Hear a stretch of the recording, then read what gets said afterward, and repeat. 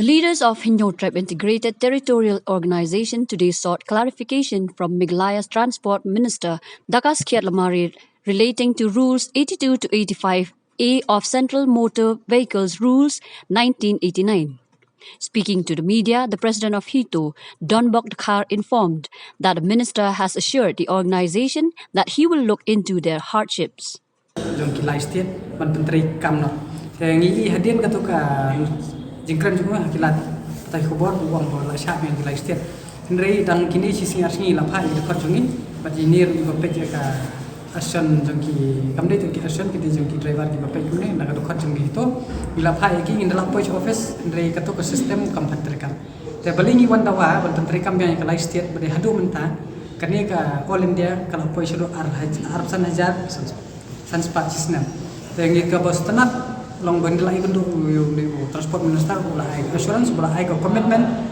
ba nadu kini kisi banwan ya kene ka live state kan rekam ya ini kentu ipat ba kat ba kene ka online system kam phat rekam ni kentu ya phi ki ba kwa ban renew ya kini ki live state permit ne ki ban le thamai let be ki office ong yi ki ba ki dei ban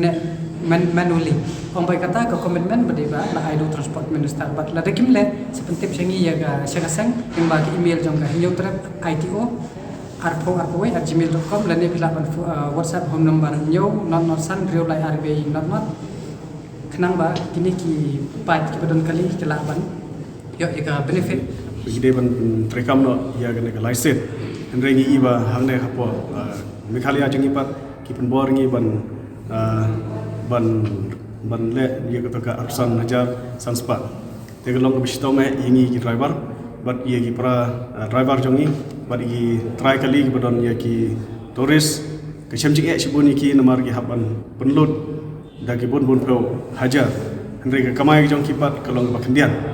te menta ngilawan badi keren badi transport minister jongi da buburo me i tolong ke i bersang tenat hak ba i ila ai ni ya kata ka insurans yang ki kumulong dari presiden jongi ba laduk kena ketiyo banwan ba kita kili kila ban renew no ye kali jongki ban anshim ye kata ka kabuk share jongki ban renew no ye kata ka bagi syayat man ka port ka state te kelong ke ke bas ngotonat ke ban ikendu baru transport minister jongi ba ula aingi ye kene ka khbor bas ngotonat chabarok ki nonya kali bat chabarok ki kali ba nado kene ka tiyo ban ngila ban le renew ya kini ki ikot ki jongpi ya ka permit ki jongpi bat kan don ru kejing ailat hadu live way trek benai march ya kita belakut di permit jongpi bila ban renew ka po jong di benai nama kamdon amdon kano ka fine